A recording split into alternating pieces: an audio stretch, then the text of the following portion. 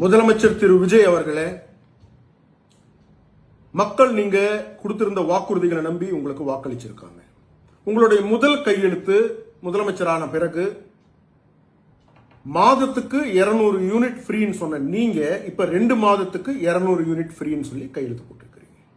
இது மக்களை முழுமையா ஏமாற்றக்கூடிய ஒரு செயல்.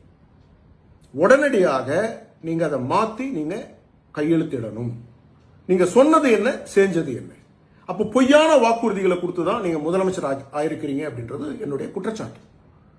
குற்றச்சாட்டுல அதுதான் உண்மை அப்படின்னு நான் சொல்லல, உங்க கையெழுத்து சொல்லுது.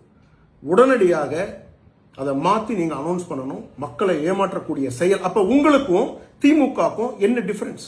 இல்ல அதுக்கு முன்னாடி ஆண்டவங்களுக்கும் என்ன டிஃபரன்ஸ்? இளைஞர்கள் கிட்ட விஜய் மாமான்னு சொன்னீங்களே, இதுதான் நான் நீங்க சொன்னது.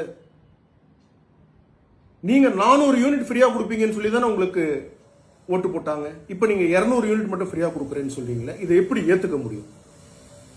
கொஞ்சம் சிந்திங்க. மக்கள் உங்களை நம்பினாங்க, மக்களை ஏமாத்தாதீங்க. நன்றி, வணக்கம்.